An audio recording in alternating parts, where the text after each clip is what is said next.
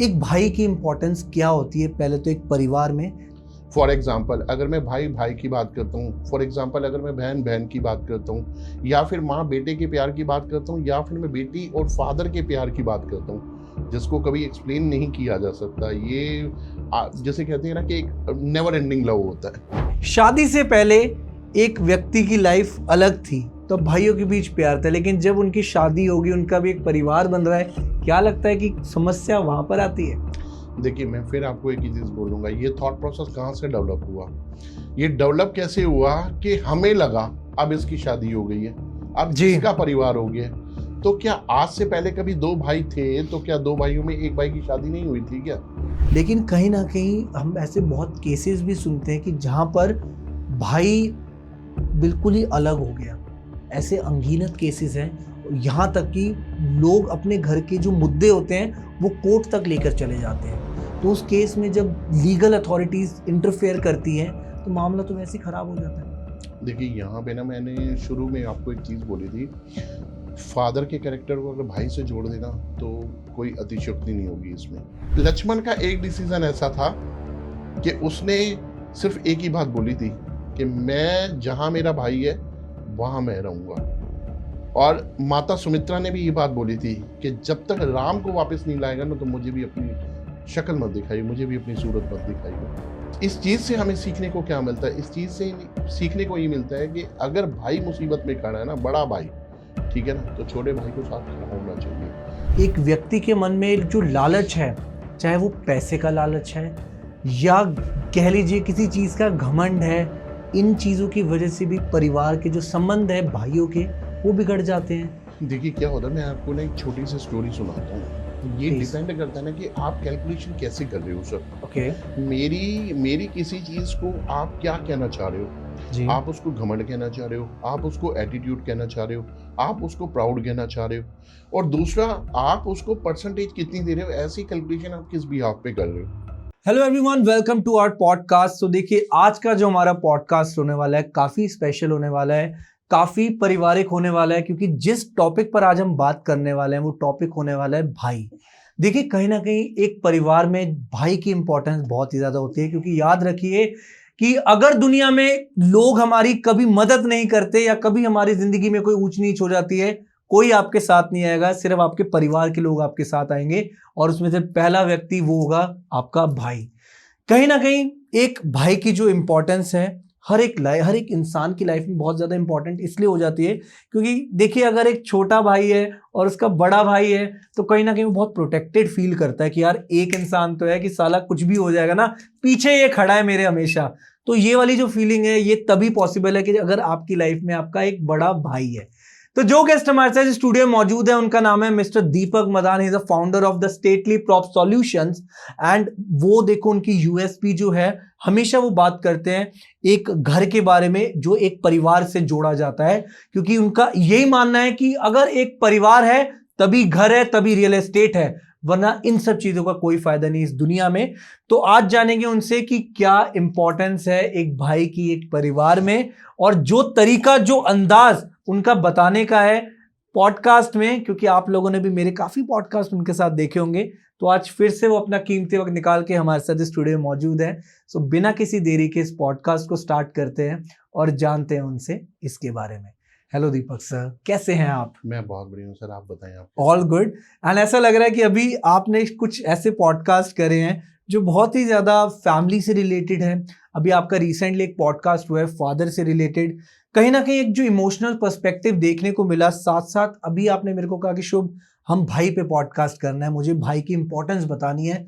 तो मैं आपसे सच्ची में जानना चाहूंगा, मैं भी बड़ा एक्साइटेड था अंदर से, एक भाई की इंपॉर्टेंस क्या होती है पहले तो एक परिवार में। लेकिन उससे पहले पहले थोड़ा सा इंट्रोडक्शन दे दीजिए, फिर शुरुआत करते हैं।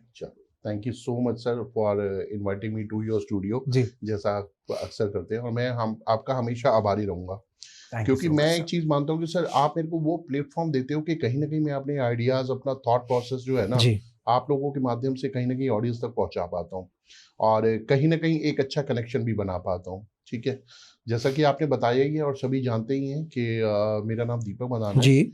मेरी फर्म का नाम द स्टेटली प्रॉप सॉल्यूशन है। मेरा ऑफिस फरीदाबाद में है, विपुल प्लाजा में है, और मेरी जो कंपनी की थीम है that is based on story telling and festival celebration.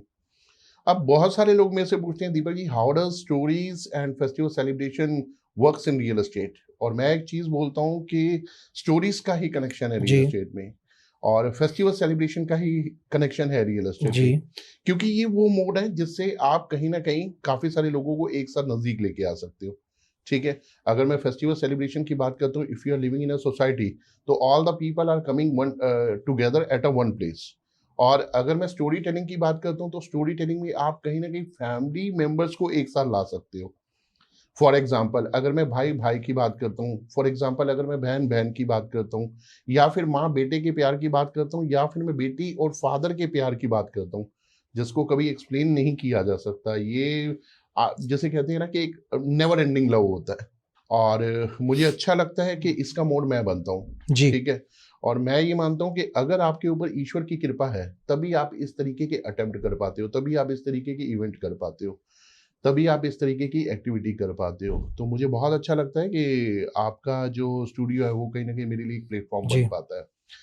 तो आज देखिए हम जिस मुद्दे के ऊपर बात कर रहे हैं, जिस कैरेक्टर के ऊपर बात कर रहे हैं, वो कैरेक्टर है भाई।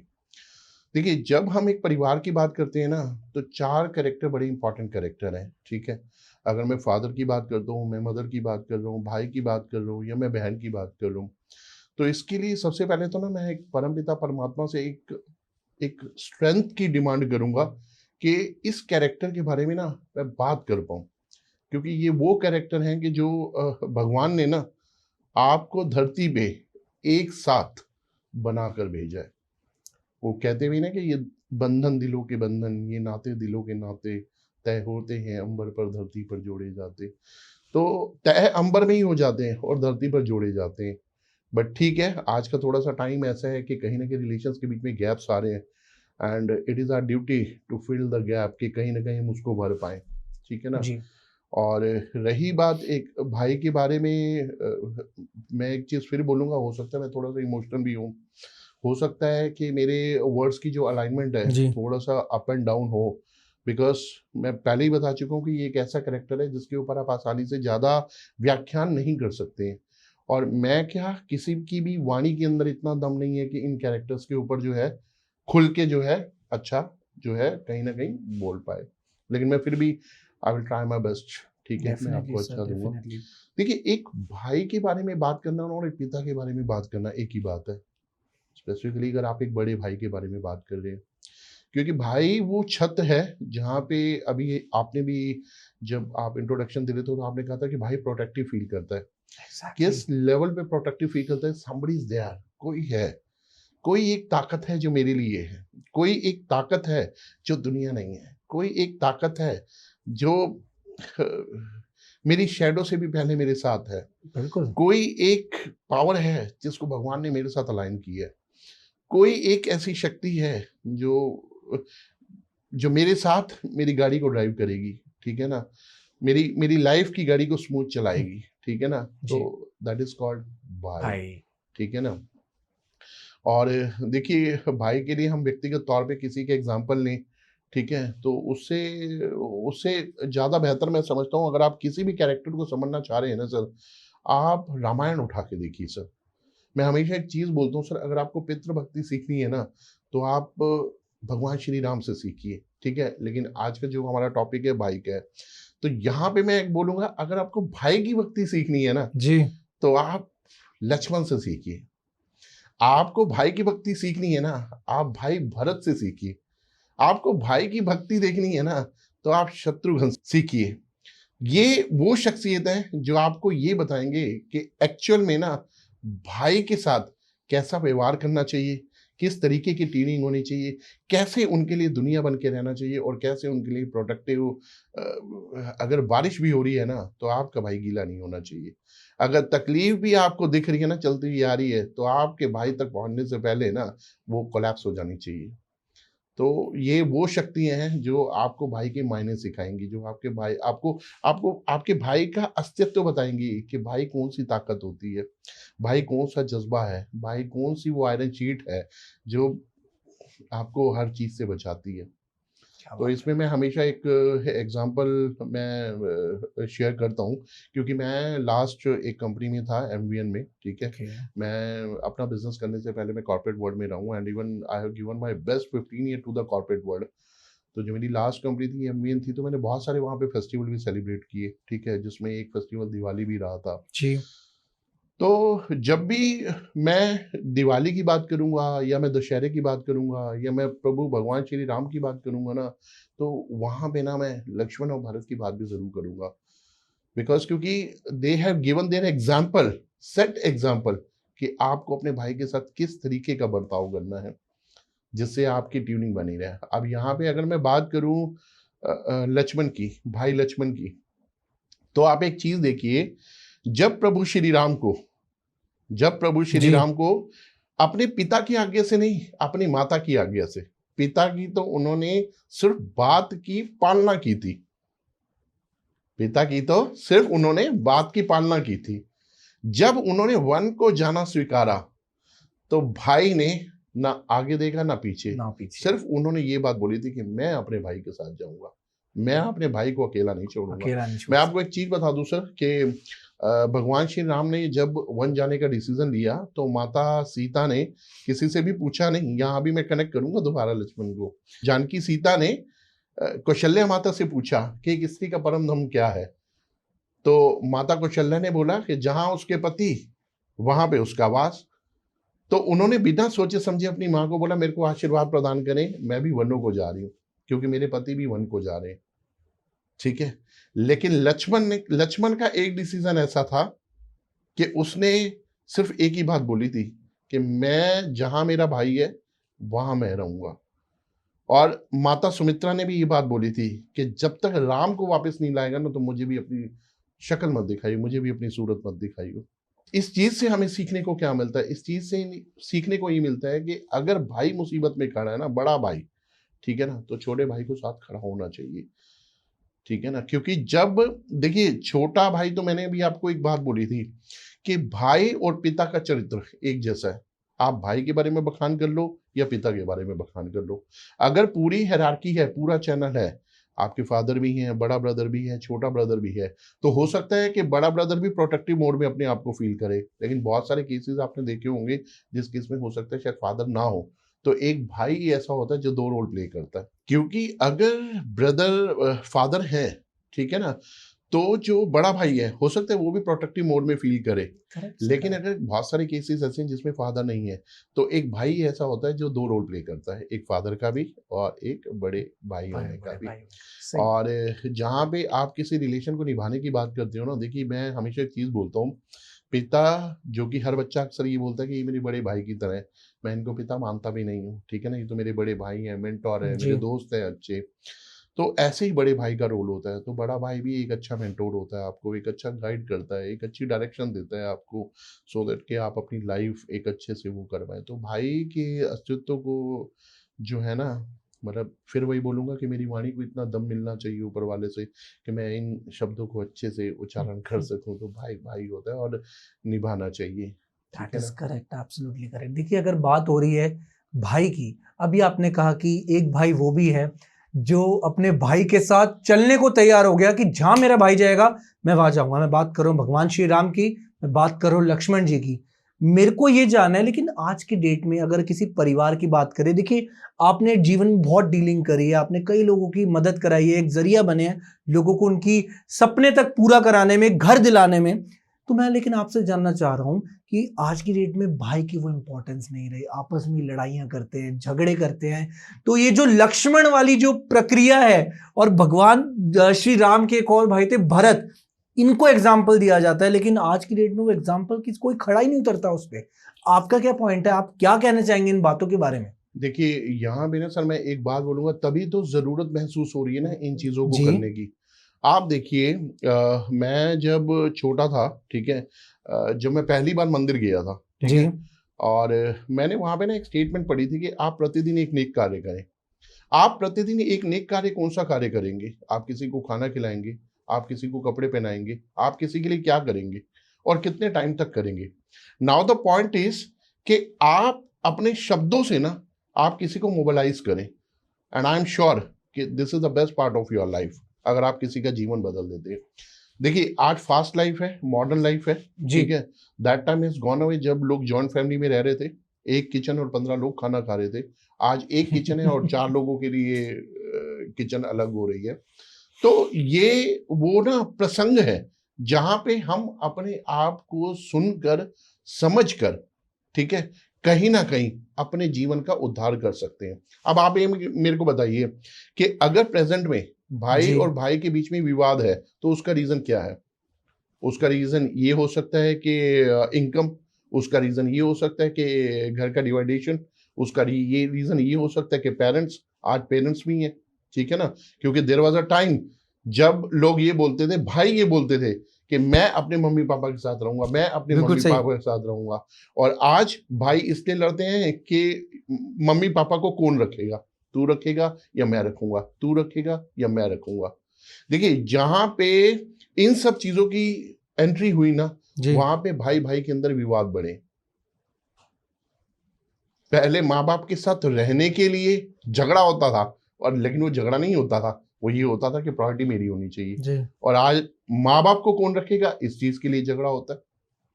बिल्कुल सही। तो देखिए अपनी अहमियत को समझे, ठीक है। एक आप मेरे को बताइए, अगर आप एक पुत्र हैं, ठीक है, बट ऑब्वियसली पुत्र हैं तो भाई भी एक अच्छे ही होंगे, ठीक है। किसी के तो भाई होंगे, या तो बहन के भाई होंगे या फिर भाई के भाई होंगे। अगर मान लो किसी परिवार के अंदर 2 लड़के हैं या 2 लड़कियां हैं या 2 भाई हैं, 1 बहन है, 2 बहनें, 1 भाई है, किसी के तो भाई है ना। आपकी इज्जत किसमें है? अपने माँ बाप के साथ रहने में, या माँ बाप अलग हैं और आप अलग हो? आपकी इज्जत किसमें है आप बताइए? Remember the sacrifice. आप उस सैक्रिफाइस को ध्यान रखिए ना। चलिए अब एक यहाँ पे अभी हम लोगों ने चलो लक्ष्मण की बात की, भाई लक्ष्मण की, आप भाई भरत का प्रेम देख लीजिए, बहुत बहुत अद्भुत। जिन्होंने 14 वर्ष अगर राम वनवास में रहे तो उन्होंने गद्दी नहीं संभाली। वो यहाँ तक ये कहा जाता है कि वो जमीन पे सोए हैं, वो दर्द उन्होंने भी महसूस करा है। गद्दी नहीं संभाली उन्होंने, और उन्होंने माता केकई का विरोध भी किया इस बात को लेकर, ऐसा क्यों करा आपने। यस। तो आप इस प्रेम को देखिए ना। और आज की डेट में क्या है, फ्लोर को लेकर, जमीन को लेकर, परसेंटेज को लेकर, शेयरिंग को लेकर, ठीक है। बट मैं एक चीज बोलता हूँ सर, अगर आपको व्यक्ति से व्यक्तित्व बनना है, पर्सन से पर्सनैलिटी बनना है, तो त्याग तो आपको लाना पड़ेगा। आपको शख्स से शख्सियत बनना है ना, तो त्याग तो लाना पड़ेगा। और सारी जिंदगी अगर शख्स व्यक्ति बन के रहना है तो जिंदगी में आए हैं, जिंदगी से चले जाएंगे, हमारा जन्मोत्सव कौन मनाएगा? आप एक चीज समझिए सर, ठीक है, there are lot of people, they are coming and going, कौन है जो याद कर रहा है? बट अगर आपके अंदर त्याग की भावना है, ठीक है, one is sitting at the top who is looking your sacrifice. And मैं आपको एक चीज बता दूं सर, आपका सेक्रीफाइस कभी वेस्ट नहीं जाने वाला है। मैं इसको इस चीज से कनेक्ट करता हूं एक बार। इसमें माइंडसेट कैसा चाहिए आपको, माइंडसेट किस तरीके का चाहिए आपको, मैं एक चीज बताता हूँ सर। ये जो आज आप समाज में देख रहे हो ना, वाद विवाद, अलग होना, चाहे वो प्रॉपर्टी डिस्प्यूट है, चाहे वो आपस का थॉट्स का ना मिलना है। एक बार क्या हुआ, देवताओं और सरस्वती में आपस में चर्चा हुई। तो देवताओं ने सरस्वती को बोला कि जो है ना, राम को वनवास भेजना है, तो इसके लिए कड़ी क्या बनानी है, एक काम करो, मंत्रा का दिमाग खराब करो। अच्छा, देवता भी चयन उसका करेंगे जिसका आसानी से खराब किया जा सके। स्ट्रॉन्ग आदमी का दिमाग नहीं खराब कर सकते आप। तो उन्होंने, सरस्वती भी मान गई, ठीक है मंत्रा है, कर देते हैं खराब, दिमाग खराब कर दिया। अब मंत्रा आगे हायरार्की बनाएगी, चैनल बनाएगी, नेक्स्ट लेवल पे जाएगी। उसने केकई का कर दिया, उसने कौशल्या का क्यों नहीं किया, सुमित्रा का क्यों नहीं किया? कि ऊपर सिलेक्शन हो चुका था कि जिसके दिमाग को आसानी से मैनिपुलेट किया जा सके। यस, तो उसके बाद सिलेक्शन हुआ केकई का। अब केकई का दिमाग हो गया खराब, तो उसने भी अपना कर दिया, मांग लिया उसने 2 वर। एक वर में ये मांगा कि मेरे को भरत के लिए राज चाहिए और राम के लिए वनवास। अंत मोमेंट तक नहीं मानी, दशरथ ने दुनिया छोड़ दी, प्राण त्याग दी, अंत मोमेंट तक नहीं मानी। अब क्या हुआ जी, अब हो गया जी, चलो राम भी वनों को चले गए, इधर भरत बिदक गया, उसने बोला मैं तो भाई से मिलने जाऊंगा। उधर देवताओं में हलचल मच गई, उन्होंने कहा भैया ये तो नहीं मान रहा। उधर राम भी भावुक है, कहीं ऐसा ना हो इसके प्यार में वापस आ जाए। इसने कहा मैं तो भैया को लाऊंगा, भैया भैया भैया भैया। वो तो ये मतलब उसने तो रट लगा ली भरत ने कि मेरा भैया, मैं तो भैया को लेके आऊंगा। अब देवताओं का दिमाग खराब, उन्होंने कहा राम है भावुक और ये है भाई का दीवाना, ऐसा ना हो कि राम वापस आ जाए। उन्होंने दोबारा सरस्वती को बोला कि एक काम कर, भरत का दिमाग खराब कर। इस बार सरस्वती के अल्फाज आप देखना, कह रही तुम्हारा दिमाग खराब है क्या? 1000 आंखें होने के बावजूद जिसको सुमेरु नहीं दिखाई दिया, मतलब भरत का अपने भाई के प्रति प्रेम ऐसा था कि 2 आंखों का नहीं था, 1000 आंखों का था। 1000 आंख होने के बावजूद भी जिसको सुमेरु नहीं दिखाई दिया, तुम कह रहे हो उसका दिमाग खराब कर दे। मेरी बात सुनो, इस दुनिया में सबका दिमाग खराब कर दूंगी, भरत का मैं नहीं कर सकती। तो जिसका दिमाग खराब करने के लिए सरस्वती ने मना कर दिया, आप सोचो उस अटूट प्रेम को दीपक मदान कैसे परिभाषित कर दे इस प्लेटफॉर्म पे। बिल्कुल सही। सरस्वती ने मना कर दिया इस बात को। और उसके बाद भरत को ये रट तो लग गई थी जी कि मेरे भैया मेरे भैया मेरे भैया, उन्होंने राम को वापस लेके ही आना है जी। ठीक है। अब वो क्या हुआ, राम को लाने के लिए व्याकुल हो गए और चल पड़े।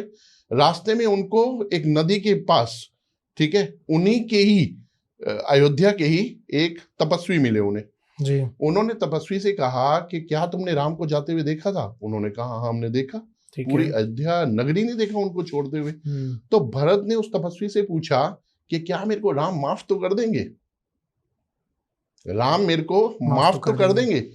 उन्होंने कहा जब वो यहां से जा रहे थे, ठीक है, तो मैंने उनको गंगा जल जो है उनको पान कराया था, मैंने गंगा जल का उनको पान कराया था। और जब पान करवा रहा था ना मैं, तो पान कराते वक्त मेरे मुंह से भरत निकल गया था, और जब भरत निकला तो वो भरत का रोते रोते जमीन पर गिर गए थे। राम जमीन पर गिर पड़े थे सिर्फ भरत का नाम आने पर। अब आप एक चीज देखिए, अगर भरत सामने पहुंच जाए तो राम भगवान की क्या स्थिति होगी, बड़े भाई की क्या स्थिति होगी। तो ये अटूट प्रेम था जिसके लिए सरस्वती ने मना कर दिया था कि मैं दिमाग खराब नहीं करूंगी, जिसके लिए तपस्वी ने बखान किया कि एक भरत नाम आने से ही राम टूट टूट कर फूट फूट कर रोए हैं। तो ऐसे भाई मिलन को तभी तो बोलते हैं भरत मिलन। भरत मिलन, जब भरत का राम से मिलो ना, भरत मिलन, उसको राम मिलन नहीं बोला जाता, भरत मिलन बोला जाता, क्योंकि भरत का प्रेम भाई के लिए बड़ा था। और ये चारों ही शख्सियत थे। एक बार बताओ, आप त्याग शुरू करते हैं, पहले राम का त्याग था, उसके बाद भाई लक्ष्मण का त्याग था, उसके बाद भाई भरत का त्याग था, और शत्रुघ्न का भाई भरत के साथ रहना। गद्दी तो उसने भी नहीं मांगी, हम शत्रुघ्न को भी अवॉइड नहीं कर सकते, शत्रुघ्न ने भी गद्दी नहीं मांगी। तो इस प्रेम को परिभाषित करना ना, और इस प्रेम को हमें समझना चाहिए, ठीक है। क्योंकि देखिए, मैं अगर आज के टाइम की बात करता हूँ तो आज ऑलरेडी पेरेंट्स के पास भी टाइम बहुत कम है, ठीक है। लोग ब्रेड एंड बटर कमाने के लिए बहुत स्ट्रगल कर रहे हैं सर, ठीक है। टाइम की वैसे ही शॉर्टेज है, इमोशंस वो एक दूसरे से शेयर कर नहीं पा रहे हैं, ठीक है। और दूसरा ये कि एक दूसरे के थॉट को समझने में भी ना बहुत टाइम लग रहा है। एंड दूसरा, ठीक है, जब एक फैमिली, एक बड़े भाई की अलग हो गई, छोटे भाई की अलग हो गई, तब और जो गैप स्वाभाविक है आने, कम से कम जो गैप स्वाभाविक नहीं है आने, स्वाभाविक कौन सा नहीं है, जैसे आपका मन आ रहा है अपने भाई से बात करने का, अरे कर लो, उसमें कौन सा चार्ज लग रहा है। अगर बड़े भाई का मन है बात करने का तो बड़ा भाई छोटे भाई से बात कर ले, ये तो चार्जेबल ही नहीं है ना, ये तो स्वाभाविक है। बिल्कुल सही। अस्वाभाविक क्या है कि ठीक है, बड़ा भाई अपनी सोर्स ऑफ इनकम को लेकर, अपने फैमिली स्टेटस को लेकर, अपने बच्चों की पढ़ाई, घर से स्कूल दूर है, वो अलग चले गए, छोटा भाई अलग हो गया, ठीक है, पेरेंट्स के साथ रिबॉन्डिंग की बात है, ठीक है। तो अगर ये अस्वाभाविक है कि चलो ठीक है, बच्चों को लेकर उन्होंने भी तो अपनी, बाद में फिर ये बात आ जाती है कि हर किसी ने अपनी अपनी फैमिली देखनी है। क्या फैमिली राम की नहीं थी क्या फैमिली नहीं थी? ये पूरा परिवार नहीं था क्या 4 भाइयों का? क्या दशरथ का परिवार नहीं था क्या? और हम छोटी सी बात बोलेंगे यार, हमें अपना परिवार भी तो देखना है। एक मैंने आई have seen lot of example जहां पे अगर एक 2 लाख रुपए से भी एक भाई की मदद करने को आ जाए तो मतलब मैंने ये देखा है कि यार हमें अपना घर भी तो देखना है। अरे लाइफ इज लॉन्ग, एक 100+ ईयर्स आप जीने वाले हो। बहुत सारे लोग इस पे भी वो हो जाते हैं, क्यों? क्योंकि इमेजिन ही नहीं कर रहे ना 100+ क्या है। देखो, जब आप किसी के साथ अच्छा करते हो ना तो ऊपर वाला आपकी काउंटिंग बढ़ा रहा होता है। आप समझ रहे हो? बहुत सही बात जब आपने 100+ ही जीना है, और आप ये कह रहे हो यार हमने अपना भी तो घर देखना है। अरे भैया, लाख 2 लाख 5 लाख 10 लाख रुपए से क्या अपना घर? आप वो समय याद करो जब आप दोनों भाइयों को एक पिता ने एक भाई की तरह पाल पोस के बड़ा कर दिया। Can you imagine? तो ये बिल्कुल चीज सही। और देखिए, बड़े भाई के मन में ना हमेशा एक डर रहता है क्या क्या बताइए छोटे भाई प्लीज। को खोने का, जो एक पिता के मन में होता है। जैसे हमेशा एक पिता बोलता है मजबूत बनो मजबूत बनो मजबूत बनो। दोनों भाइयों के मन में ना कई बार एक बार ये पॉइंट भी आता है, ये आज के टाइम की बात कर रहा हूं मैं। ठीक है, अपनी चीजें अपने आप करेगा, सीखेगा, समझेगा, देखेगा, ठीक है। हम कब तक करेंगे, ये आज की बातें हैं। लेकिन मेरा ऐसा मानना है कि बड़े भाई के अंदर फिर भी हमेशा ना वो प्यार, वो जज्बा, वो हमेशा रहता है। मैं बिल्कुल इसको सही। थोड़ा सा फिर भी आपको एक गीत के माध्यम से भी समझाना चाहूंगा, और यहाँ पे मैं क्या बात है, दोबारा प्लीज प्लीज गो दोबारा अहेड। मैं इसको रामायण से कनेक्ट करूंगा। Please Deepak sir. आप एक चीज देखिए, राम और लक्ष्मण 13 साल इन्होंने जंगलों में बहुत अच्छे से काट दिए। जो सीता का हरण हुआ था वो 14वें साल में हुआ था, ठीक है। तो सीता का हरण हुआ तो उसके बाद वो पूरा प्रोसेस शुरू हुआ, जी। सीता की वापसी, ठीक है। उसके बाद हनुमान जी का आना और वो सारे प्रोसेस। लास्ट स्टेज थी, अगले लास्ट के 2-3 महीने ही रह रहे थे, उसमें युद्ध छिड़ गया था। तो युद्ध छिड़ा तो दूसरा युद्ध लक्ष्मण और मेघनाथ का था, उसमें लक्ष्मण मूर्छित हो गया था।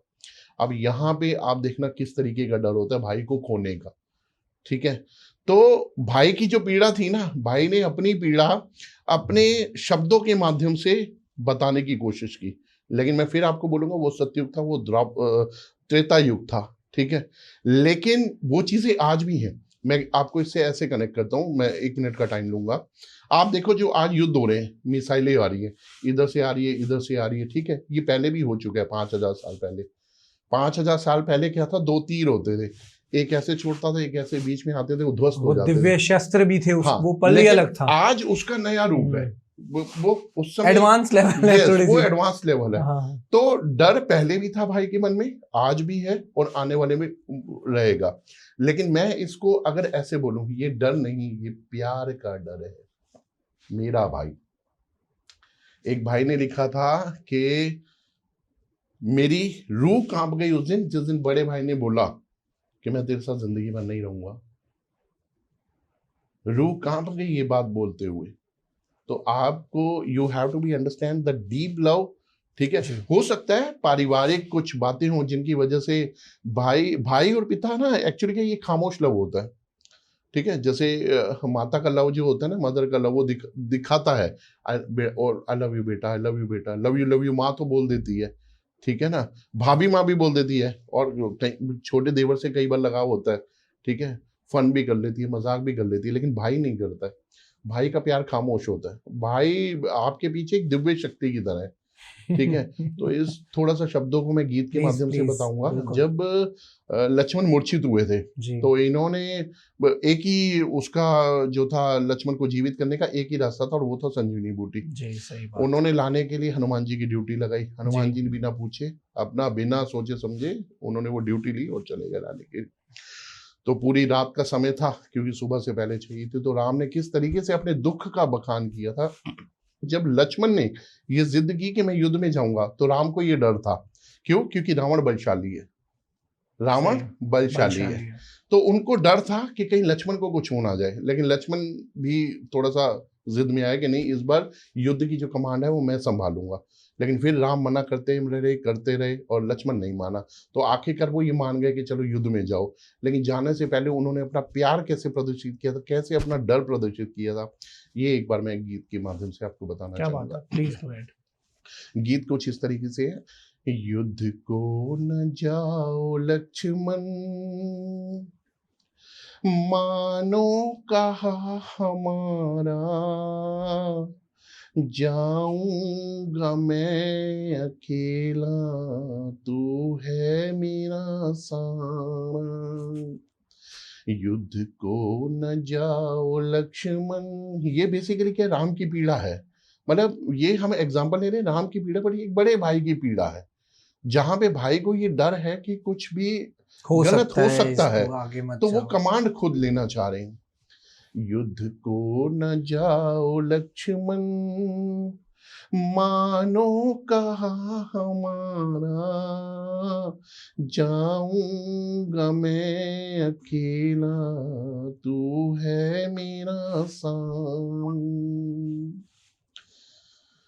तुम वीर मेरे लक्ष्मण, तुम ही मेरे सहारे, कुछ हो गया जो तुमको दिल तोड़ देंगे सारे, दिल तोड़ देंगे सारे, यूं ना बनो दीवाने, जिद ठीक नहीं तुम्हारी, जाऊंगा मैं कीना, तू है मेरा सहारा, युद्ध को न जाओ लक्ष्मण, मानो कहा हमारा, जाऊंगा मैं कीना, तू है मेरा संग। क्या बात है। नादान हो अभी तुम, क्या जानो उनकी माया, राक्षस है कौम ऐसी, जिनसे जगत पराया, जिनसे जगत पराया, है आसमां जमीन तक ये राज उनका सारा, जाऊंगा मैं अकेला, तू है मेरा सहारा, युद्ध को न जाओ लक्ष्मण, मानो कहा हमारा, जाऊंगा मैं अकेला, तू है मेरा सहारा, तू है मेरा सहारा, तू है मेरा संग। तो यहाँ पे जो राम की पीड़ा निकल रही थी ना, राम की पीड़ा क्या निकल रही थी, एक तो उसको पहले पिता का गम था, ठीक है। ठीक है, फिर उसको जानकी का गम था कि जानकी को रावण ले गया, अब तीसरा जंगलों में एक भाई तो है, अगर तू जो भी चला जाएगा बच्चा तो वो फिर है। मैं क्या करूंगा। तो राम की बड़े भाई की पीड़ा को समझने वाली बात आती है कि वो भाई है, उसके मन में कितना डर है। अब इस डर को मैं बोलूंगा ये डर नहीं था, ये प्रेम था, अथाह प्रेम था ये, कि तू मत जा, मैं हूं, मैं जाऊंगा, मैं लड़ूंगा, राम से बड़ा राम का नाम ना, तो इसलिए उसको डर था। तो इसीलिए देखो, ठीक है, अस्तित्व तो आज की डेट में लुप्त हो रहे हैं, बट मैं कहता हूँ आप संस्कृति को पकड़ के रखो, आप सनातन को पकड़ के रखो, ये संस्कृति आपको जोड़ के रखेगी।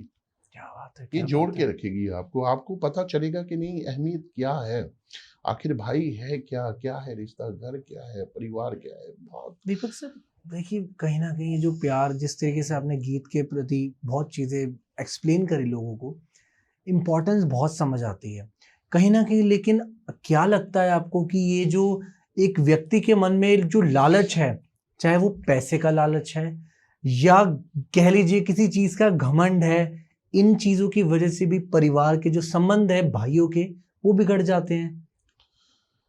देखिए क्या होता है, मैं आपको ना एक छोटी सी स्टोरी सुनाता हूँ। ये प्लीज। डिपेंड करता है ना कि आप कैलकुलेशन कैसे कर रहे हो सर। ओके।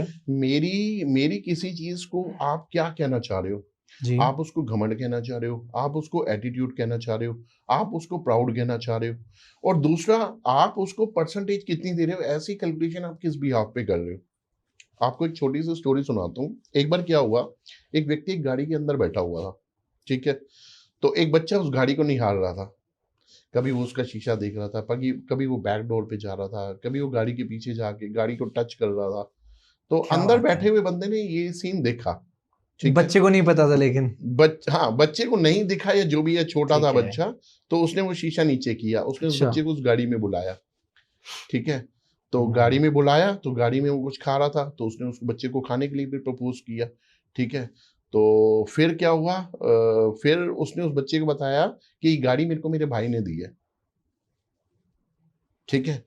फिर उसने खुद बोला मुझे पता है तुम्हारे मन में क्या चल रहा है, जैसे ही गाड़ी मुझे मिली है ना, तुम्हें भी मिल जाए, उसने ऐसे बोला, जबकि वो कितना बड़ा और वो कितना बच्चा।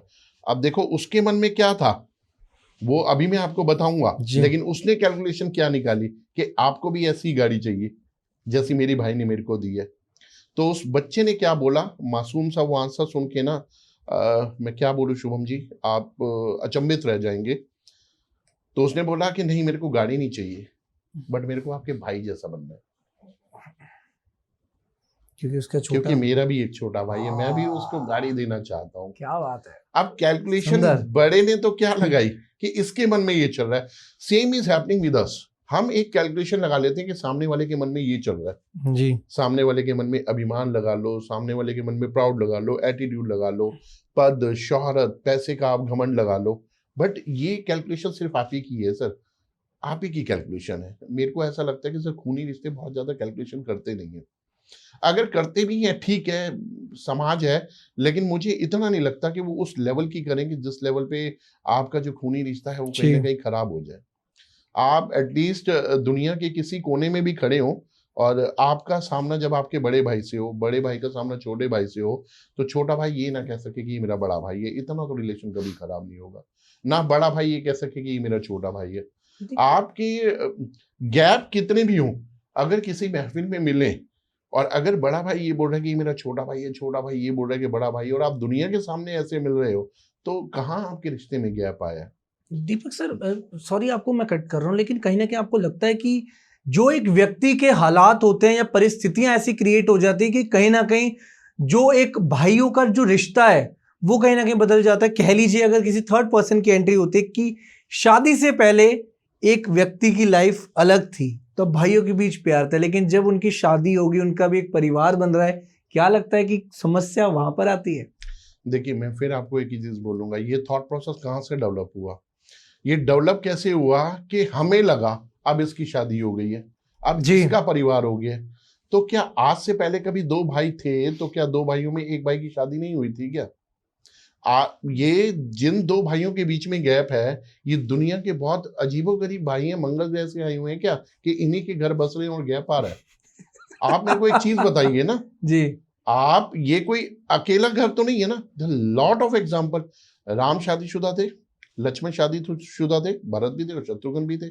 सही बात। सारे शादीशुदा थे, शादीशुदा थे। फिर भी भाइयों का प्यार तो कम नहीं हुआ। अमेजिंग। एक चीज मैं आपको और बताता हूँ, यहाँ पे कंट्रीब्यूशन आप देखिए, 3 माएँ थी, 4 बेटे थे, ठीक है। तीनों का मैं आपको बताता हूँ पालन पोषण कैसे था, ठीक है। एक माँ दूसरी माँ को बोलती थी, दीदी आप सिंहासन साफ कर लीजिए महाराज जी का, काफी देर से आप चारों बच्चों को खिला रहे हैं, इन बच्चों को मैं खिला लेती हूँ, ठीक है। दूसरी आती थी कि मैंने सिंहासन साफ कर लिया, मैं एनर्जी फील कर रही हूँ, मैं बच्चों को खिला लेती हूँ, आप काफी देर से चारों बच्चों को खिला रही हैं, आप आराम कर लीजिए। क्या आपके अंदर, या आज की जो जनरेशन है, ठीक है, जिस तरीके का लाइफस्टाइल वो जी रहे हैं, जिस तरीके के फैमिली रिलेशन के अंदर गैप आ रहे हैं, क्या इतना बड़प्पन हम दिखा पाते हैं?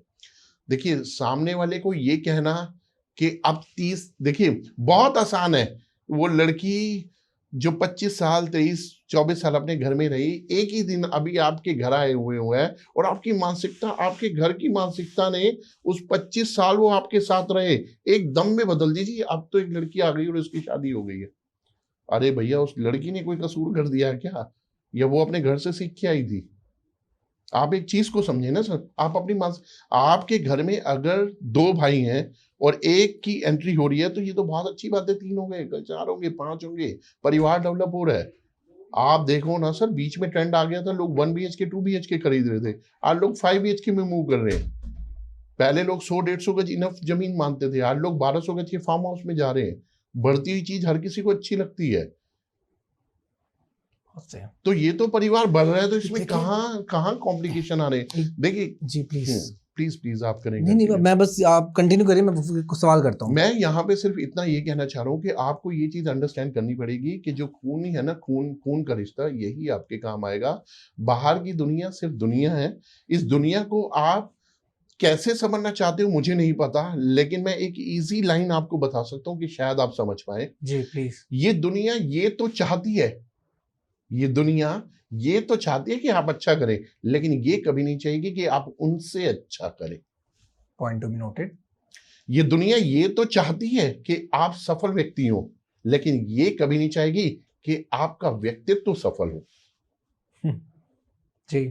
लेकिन एक पिता और एक बड़ा भाई, उसके अंदर इतनी कैपेसिटी है कि वो आपको कंधे पे बिठा के अपने से ऊपर का देखने के लिए प्रेरित करेगा। आप कभी भी देखना सर, एक माँ और एक भाभी जो होती है ना, वो बच्चे को यहीं तक रखती हैं ताकि उनकी दृष्टि जहां तक जा रही है वो बच्चा भी वहां तक दे पाए। लेकिन एक पिता और एक बड़ा भाई, उनके मन में ये होगा कि हम जहां तक नहीं देख पा रहे ना, मेरा भाई वहां तक भी देखे, मेरा पुत्र वहां तक भी देखे।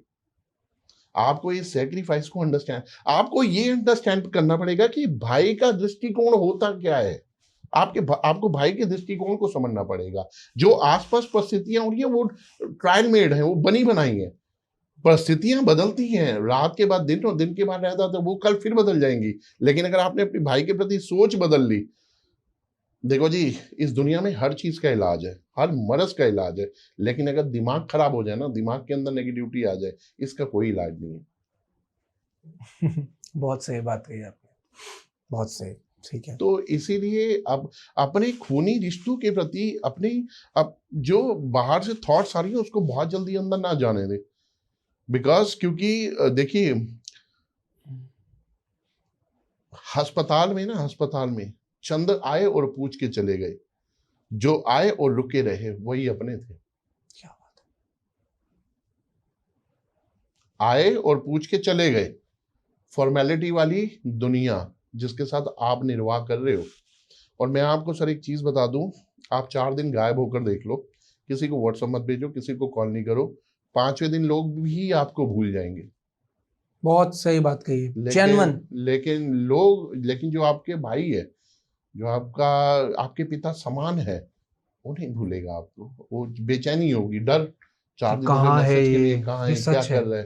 ये हर एक परिवार की कहानी है, शायद ये लोग इस बात को रिलेट भी कर सकते हैं। क्योंकि हमारे साथ भी ऐसा होता है, मगर एक दिन कुछ 8 घंटे 10 घंटे 13 घंटे हमारी घर में बात ना हो तो कॉल भाई का आता है, माँ का तो आता ही है, बट भाई का भी आएगा, पिता का भी आएगा। और ये सत्य है, ये नहीं। मैं आपको एक बड़ा प्रैक्टिकल एग्जांपल बताऊं तो सर, मैं 2025 में 7 बार अवार्ड ही रहा हूँ, एंड इवन 2026 में भी मैं 4 अवार्ड ले चुका हूँ। ठीक है, तो जब मैं अचीवमेंट की पोस्ट डालता हूँ, ठीक है, या मैं वीडियो शेयर करता हूँ व्हाट्सएप पे, तो मुझे पता है कि मेरे को कितने लोग आंसर करते हैं, एंड जो लोग आंसर करते हैं ना, वो मेरे अपने ही हैं।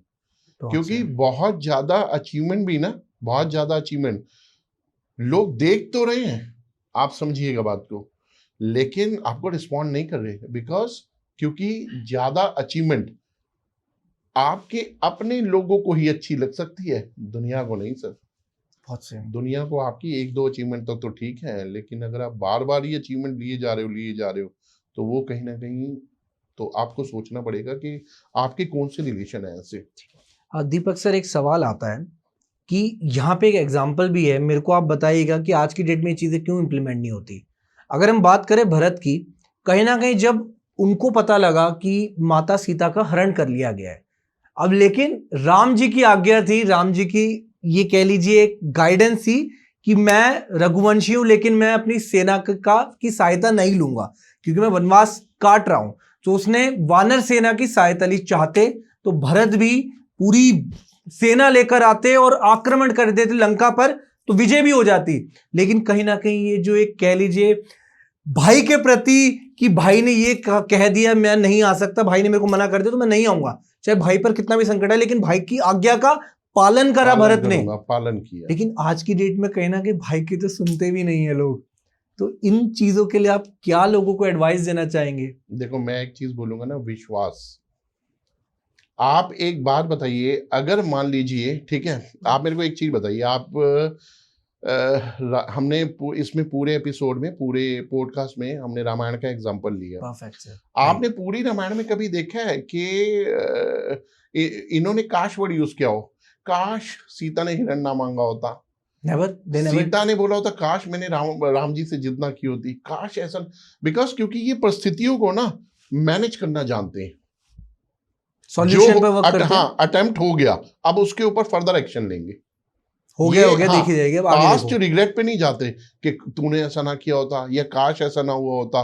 ठीक है, काश, चलो ठीक है, मैंने राम को भेज भी दिया, मैंने लक्ष्मण को जिद ना की होती, मैं अकेली ना हुई होती और मैंने लक्ष्मण रेखा ना तोड़ी होती, मैं बाहर ना आई होती तो मेरा हरण ही ना होता।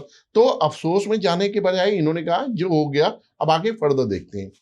अब इसमें क्या है, अब आप इसको ऐसे समझना, जो हो गया वो आपका कहां पे हुआ है, जंगलों में हुआ है, ठीक है।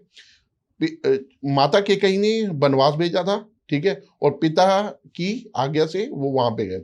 उनको सॉल्यूशन उन्हीं रिसोर्सेज से ही करना था।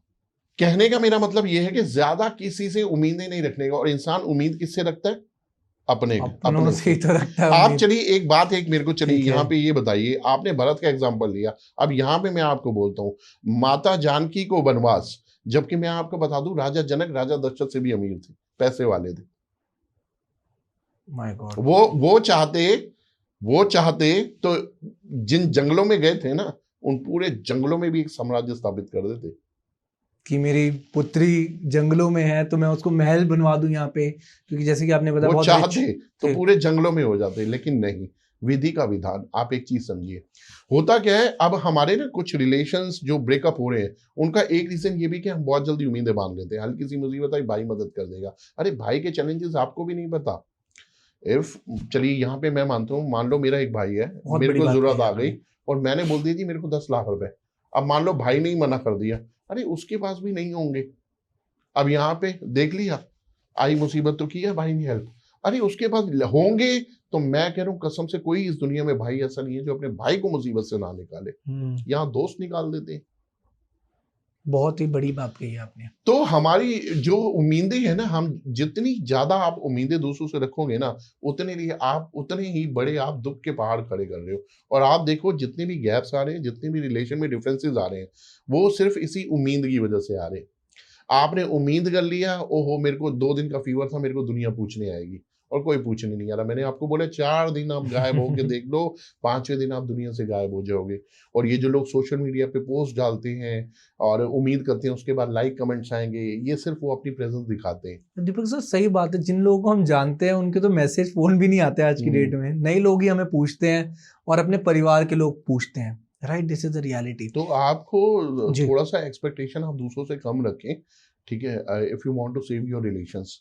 कहीं ना कहीं आप देखिएगा, देखिए हर चीज का ना एक चीज आती है, analysis yourself okay. Rather than you are putting fingers on others. आप अपना एनालिसिस खुद करिए। आप जब आप एनालिसिस में फाइंड आउट करेंगे ना, जी। आप मान लीजिए किसी रिलेशन में कोई गैप आ रहा है, उस आप गैप का रीजन चेक करिए, तो आपको ये ठीक है। समझ आएगा कि वो रीजन आप ही हो। Got it. ठीक है। you will be find that you are the reason of that gap। Perfect. आप उस गैप के खुद ही कारण हो। आप तो आपको फाइंड आउट करना चाहिए, और परिस्थितियों से आप खुद निपटें, rather than you are hoping to others। ठीक आप है। दूसरों से उम्मीद लगा रहे हैं। ठीक है, एक प्रश्न आता है दीपक सर कि आज की डेट में आप लोग, जैसे मैंने शुरुआत में भी बताया था, आपने काफी घरों की मदद करी है, लोगों को जोड़ने में आप मदद करते हैं, फैमिलीज की इंपॉर्टेंस बताते हैं, स्टोरीज बताते हैं, लोगों को कनेक्ट करते हैं, लेकिन कभी आपने खुद अपने साथ ऐसी कोई चीजें महसूस होती हुई देखी है जहां पर आपको फील हुआ हो कि एक भाई की इंपॉर्टेंस आपकी लाइफ में क्या है? देखिए मैं आपको एक चीज बोलूंगा कि फिलहाल मेरा तो खैर कोई भाई नहीं है, लेकिन मेरा बहुत सारे लोग ना मेरे से एक सवाल पूछते हैं कि मेरा सोशल नेटवर्क बहुत अच्छा है, ठीक है, मेरी कस्टमर हैंडलिंग बहुत अच्छी है। और जहाँ पे कस्टमर हैंडलिंग आती है ना, तो मैं आपको एक चीज़ और बोलूँगा, बिकॉज क्योंकि मेरा ट्रेड रियल एस्टेट है, तो हमारे ट्रेड के अंदर ना 3 चीज़ें बड़ी मैटर करती हैं। एक, सपोज करो कोई लीड आपके पास आ रही है, एक लीड की ओपनिंग, लीड की क्लोजिंग और पैसों की ट्रांजेक्शन। ठीक है। Again I am repeating, lead की ओपनिंग, लीड की क्लोजिंग और पैसों की ट्रांजेक्शन। और लकली मैं आपको एक चीज़ बोलूँगा सर, मैं इन 3 चीज़ों में बहुत अच्छा हूँ सर। बहुत सही। और दैट इज द रीजन आज तकरीबन मेरे साथ 1.5 साल के अंदर 50 से 60 लोग मेरे साथ एसोसिएट है, मेरे साथ जुड़े हुए हैं। और मेरे को ऐसा लगता है कि आने वाले साल 1.5 साल के अंदर ये कारवा मेरा 200, 250 इवन प्लस लोगों का होगा। क्योंकि मैं आपको एक चीज बता दूं सर, कि मैं जिस भी व्यक्ति को अपने साथ जोड़ रहा हूँ, ठीक है, ठीक है। जिस भी व्यक्ति को जोड़ रहा हूँ, मेरा वहां पे 2-3 थॉट प्रोसेस रहते हैं। एक तो ये व्यक्ति मेरे साथ किस वजह से जुड़ा है, ठीक है, जिस वजह से जुड़ा है ना, मैं उस वजह को पूरा करूं, ठीक है ना, चाहे वो फाइनेंशियल स्टेटस को लेकर हो, चाहे वो लोगों को क्लाइंट इनविटेशन में दिक्कत आती है उनको लेकर हो। अच्छा, कई लोग इनवाइट कर लेते हैं बट वो मीटिंग नहीं दे पाते, तो मैं उनकी मीटिंग भी दूं। कई लोग मीटिंग तक भी कर लेते हैं बट फॉलोअप नहीं कर पाते। अच्छा, कई लोग सारे काम कर लेते हैं, क्लाइंट इनवाइट भी कर लेते हैं, मीटिंग भी दे लेते हैं, फॉलोअप भी कर लेते हैं, क्लोजिंग टाइम पे थोड़ा सा ढीला छोड़ देते हैं। क्लोजिंग इज वेरी इंपॉर्टेंट, तो उनको क्लोजिंग में भी सपोर्ट कर दो, तो सामने वाले को लगता है ही इज द गाय यार। देखो, no one in this world who is putting best for you. मैं फिर आपको एक चीज बोलूंगा, बट एक जो लीडर की डेफिनेशन होती है ना, एक लीडर के अंदर सब कुछ है। लीडर के कितने वर्ड हैं? एक लीडर है, एक मेंटोर है, ठीक है, आप स्किलफुल लीडर आप बोल सकते हैं, ठीक है, लीडर के अंदर ये सारी होंगी ना, तो सामने वाले बंदे को लगता है नहीं यार, ये एक जो है ना, यहाँ मेरे ड्रीम पूरे हो सकते हैं। मैं आपको एक छोटा सा एग्जांपल लूंगा। प्लीज। अभी बीच में 4-5 महीने पहले हमारे बीच में एक रेंट की डील हुई, ठीक है, ठीक है। तो 22,000 रुपए का जो भी था हमें कस्टमर से आना था। अच्छा, वो लीड जो थी वो मेरे को किसी से आई हुई थी, ठीक है, तो अब मैं एक मेरा रेशो सेट है, ठीक है, 70% का मैं देता हूँ, बिकॉज क्योंकि मैं हेड काउंट्स पे काम करता हूँ कि बहुत सारे लोगों की टीम होनी चाहिए आपके साथ, राधा दिन कि आप बोलेंगे मैं 40 रखूंगा, 50 रखूंगा, ऑल दो मेरे को इस प्लेटफॉर्म पे डिस्कस नहीं करना चाहिए, बट ठीक है, एक छोटा सा एग्जांपल अगर बहुत सारे लोगों के माइंडसेट को चेंज करता है, I think it's okay to share. तो मैं किसी क्लाइंट के साथ गुड़गांव में था और मैं देखा Okay. कस्टमर ने मेरे को पेटीएम किया, तो मेरे को क्या होता है, मेरे को सब्र नहीं होता, जिसके जो है उसको फटाफट दे दो। तो जैसे मेरे पास आए, मैंने देखा कहाँ से आए, अब कहाँ जाने थे, तुरंत 16,000 रुपये रिवर्ट बैक मार दिए। एंड मेरे को सामने से एक कॉल आती है कि सर आप कहाँ पे हो? मैंने कहा क्या हुआ? आपको गले लगाना है। सर पीछे 7 दिन हो गए मेरा एक्सीडेंट हो रखा है, ठीक है, और मैं दूसरों से बोल रहा था कि मेरे को 4,000 से मदद कर दो, 5,000 से मदद कर दो, क्योंकि 50-60 लोग हैं, daily it is not enough के आप बात कर पाओ, ठीक है ना, जरूरत के हिसाब से बात करते हैं जिसकी जैसी रिक्वायरमेंट होती है। तो कहता है लेकिन मैंने ऊपर आपका पेटीएम देखा कि 16,000 रुपये आ गए, आंखों में आंसू थे, मम्मी साथ बैठी हुई थी, मैंने कहा देखो पैसे आ गए और ये मेरे को किसी को वापस भी नहीं करने। तो the kind of working you are, आप देखिए ये दुनिया ना बहुत अकेली है, राइट सर, बहुत अकेली है आज जनरेशन में।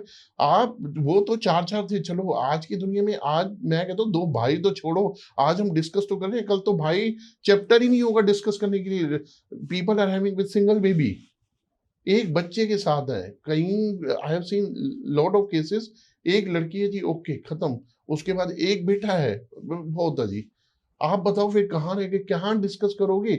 आज हम चलो किसी जनरेशन को कुछ तो बता रहे हैं कि भरत थे, लक्ष्मण थे, आगे आप हम क्या बताएंगे? और सबसे बड़ा मेरे देश का दुर्भाग्य ये लगा लो कि आजकल के बच्चे को तो भरत और लक्ष्मण भी नहीं, हमें इतना तो पता है, हम कुछ तो शेयर कर रहे हैं, हमने कुछ तो रामायण पढ़ी है, हमारे पास कुछ तो है, उनके पास क्या होगा? उनके पास तो आपके घर की भी स्टोरी भी नहीं, उन्हें तो भाई का भाई भी नहीं पता होगा, सर बहुत बड़ी बात कही, और ये हमारी उन्हें तो ये सोसाइटी भी का नहीं पता ये होगा। बहुत बड़ा दुर्भाग्य कह लीजिए जो ये दुर्भाग्य सोच है। रहे हैं लोग। ये एक सिंगल बेबी के साथ बताओ, और that time is gone away, जब आप 100 साल की लाइफ आप उम्मीद कर रहे थे, आज तो लाइफ भी 60 साल की हो गई है, और जो आने वाली जनरेशन है उनका तो और क्या, आप कैसे करोगे बताओ? आप कहाँ उनके साथ 100 साल चलोगे? राम ने 11,000 साल राज किया था, 25 साल की उम्र में उनको वनवास हुआ था, 14 साल वो वनवास पे रहे थे, 39 साल, और 11,000 वापसी लौट के 11,000 वर्षों तक जो है ना उन्होंने सिंहासन संभाला था। तो 11,039 साल तक जिए थे, और उसके बाद सरयू नदी ने समाधि ली थी। ये हम आगे जनरेशन कहाँ जाएगी, चिंता का विषय है या नहीं? मैं क्यों ना डिस्कस करूं भाई के ऊपर, मैं क्यों ना डिस्कस करूं रिलेशन के ऊपर, मैं क्यों ना समझाऊं लोगों को बहन क्या होती है, मैं क्यों ना समझाऊं पिता क्या होते हैं, माँ क्या होती है। मुझे पता है तो मैं समझाऊंगा ना, लेकिन आगे तो समझाने के लिए लोगों को, भाई के लिए भी एक मेरे को लगा किताब बनेगी, पढ़ो भैया भाई क्या होता है। आप एक चीज समझिए सर, आगे आने वाले समय को भी देखिए, ये जो जनरेशन कर, ठीक है, एक एक एक थॉट प्रोसेस बना लिया सामने वाले के प्रति, बट जो आपने अपनी फैमिली को कितना स्मॉलर बना लिया है, वो थॉट प्रोसेस किसका है, कहाँ से आया? आप एक मेरे को चीज बताइए, आप होते कौन है ये डिसाइड करने वाले? आप सिर्फ अपना कर्म करिए, ठीक है, अगर ऊपर वाले ने जीव पैदा किया ना, तो उसकी ऊपर वाला वृक्ष पे बैठे एक परिंदे को नहीं गिरने देता। और मैंने बहुत सारी फैमिलीज को देखा है कि इसको पालेंगे कैसे? अरे भैया कैसी बात कर रहे हो आप? बच्चा आने से पहले ना, बच्चा आने से पहले औरत के स्तन में दूध आ जाता है, आने से पहले, और आप कह रहे हो ये पलेगा कैसे? जो अनवांटेड थॉट्स हैं और एक्स्ट्रा थॉट्स हैं जिसको आज लोग एंजाइटी और एक्सेस का नाम दे रहे हैं, वो दिमाग में आ गई हैं, वो हैवी हो गई हैं और वो हमारे रिलेशंस पे निकल रही है। बिकॉज क्योंकि एक आदमी के दो फेस है, वो अपने भाई से तो लड़ रहा है, हाँ हाँ मैं देख लूंगा ये वो फलना फलना, और दूसरे को बस कह दी कैसे है बढ़िया ठीक ठीक ठीक। सो दीज ड्यूल इंटरेक्शन है ना आपके, वो आपको गलत दिशा में लेके जा रहे हैं। आपको सही अपने भाई से बात करनी चाहिए, एक बार उससे रूडली फिर भी बोल लो, बट भाई से फिर भी मत बोलो। तो हम क्या कर रहे हैं, हम अपने घर में झगड़ा कर रहे हैं, दुनिया में बना के चल रहे हैं। दीपक सर, अभी आपने झगड़े की बात करी, लेकिन आपका क्या पॉइंट है कि अगर भाई आपस में लड़ते हैं, हाथापाई भी हो जाती है बड़े होने के बावजूद, तो इस तरीके की अगर सिचुएशन आ रही है कि भाई भाई पे हाथ उठा रहा है, उसको उनके लिए आप क्या हाथापाई कहेंगे? मत बोलो सर, वो तो प्रसाद है, भाई का थप्पड़ ना प्रसाद है सर, समझो। पिता की क्या डांट बात कर रहे हैं आप? बिल्कुल सर, बिल्कुल। कैसी बात कर रहे हो सर, आप मान बहुत जाओ इस सुंदर बात को। Thought sir. आप एक चीज मेरे को एक बात बताइए, मेरे से अभी आपने कहा भी सही कि मेरा जी। वो फादर के ऊपर आपने पॉडकास्ट देखा, आप वो पॉडकास्ट देखिएगा। एंड उस पॉडकास्ट को बहुत सारे स्कूली बच्चों ने देखा है, ठीक है। और मतलब मैं आपको क्या ही बताऊं, जो मेरे को कॉल्स आई हैं, जो पिता की डांट होती है ना, पिता की डांट, वो डांट आप मेरे को, चलिए एक बार बताइए, भाई की डांट तो आप एक्सप्लेन कर रहे हो, टीचर ने जो स्कूल में डांटा था वो भी तो आपके करियर के लिए डांटा था। पहले आपको किसने डांटा? घर में पेरेंट्स ने। फिर किसने डांटा? टीचर ने। टीचर के बाद जब आप घर में आए, और आप देखो पेरेंट्स भी चाहते हैं कि एक टाइम के बाद आप थोड़ा सा रिवेन्यू दें घर में, फिर उन्होंने डांटा, फिर आप बाहर निकल गए। बाहर निकल के तो बाहरी दुनिया के हर्डल्स को आपने अपने दिमाग पे कैरी ऑन कर लिया और भाई से झगड़ा कर लिया। आपको लगा कि भैया अब तो मैं तो बहुत स्मार्ट हो गया, जी, ठीक है ना, अब तो मैं बाहरी दुनिया में खुद कुछ कर लूंगा।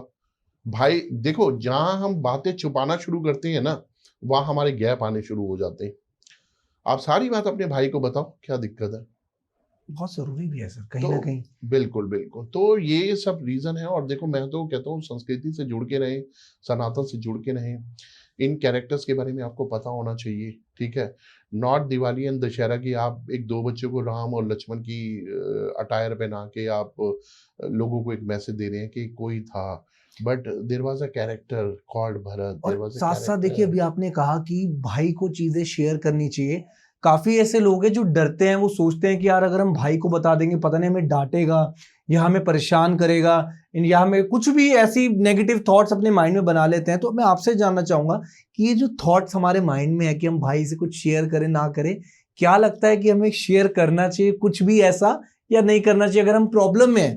अब हमें जैसे अभी स्टार्टिंग में भी, बीच में भी आपने कहा कि पैसे से रिलेटेड अगर सिचुएशन है, बट एटलीस्ट हम शेयर तो करें। आपका क्या मानना आपको है? मैं एक बात बताता हूँ सर, आपके भाई का और आपके पिता का जो डिसीजन है ना, जी आप उसको एक्सेप्ट करें। मैं रीजन बताता हूँ आपको सर। प्लीज। अंगद किसका पुत्र था? बाली और सुग्रीव का युद्ध हुआ, जी जी जी। बाली मारा गया, ठीक है। अंगद किसका पुत्र था? बाली का। बाली का। सुग्रीव ने फिर अंगद को राम के हाथों सौंप दिया, ये जानते हुए कि राम ने बाली का वध किया। और वो लड़े भी राम की टीम से थे। वध भी किया, पिता का जिसका वध किया। क्यों? क्योंकि सामने वाले को ये पता है कि सामने वाले का चरित्र क्या है, कहाँ रह के ये जीवन बना पाएगा, कहाँ रह के ये शख्सियत बनेगा। तो उनके डिसीजन शुरुआती दौर में आपको गलत लग सकते हैं, बट वो लॉन्गर रन में कभी गलत नहीं है। जिसने ये वध नहीं था, एक्चुअली बाली ने भी तो सुग्रीव की पत्नी का हरण किया था ना, ठीक है। सारा साम्राज्य ले लिया था। सारा साम्राज्य ले लिया था। तो उसको मारने के बाद उसने उसी के पुत्र को राम के हाथों और सौंप अंगद दिया। भी तभी सुग्रीव के ही साथ थे शुरू से ही। बिल्कुल बिल्कुल। तो आपको इन तथ्यों को समझना चाहिए कि जी। जो आपके घर में बड़े हैं ना, वो टेम्परेरी आपको डिसीजन लग सकता है कि ये क्या हो रहा है, ये तो बड़ा गलत है, ऐसे नहीं होना चाहिए, बट आप एडमिट करो, कोई दिक्कत नहीं, वो आपके बेस्ट के लिए है, आपके भले के लिए है, और उसमें आप ही की भलाई छुपी हुई है। क्या बात है, बहुत सुंदर बहुत सुंदर। ठीक है दीपक सर, देखिए कहीं ना कहीं आपने जिस तरीके से चीज़ों को समझाया, बहुत कुछ समझ आया। बस लेकिन मैं आपसे ये जानना चाहूँगा कि आज की डेट में अगर यूथ की हम बात करें, जैसे आपने कहा कि कहीं ना कहीं जो भाई वाला वर्ड है ये आने वाले टाइम में कम हो जाएगा, लोगों को समझना चाहिए कि भाई की इम्पोर्टेंस क्या है।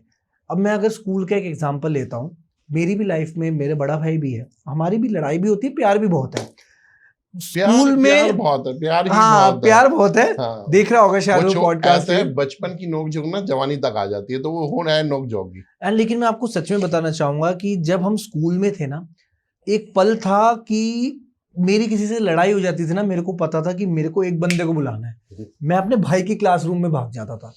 वो आता था और दूसरे बंदे को, जिसने मेरे को पीटा था, उसको पीट देता था, चाहे वो कितना भी स्ट्रांग हो। मेरा भाई कभी डरा नहीं, इसके लिए मैं उसको हमेशा प्रेज करता हूँ। और वो उसकी वजह से मेरी जो स्कूल लाइफ है अच्छी रही है।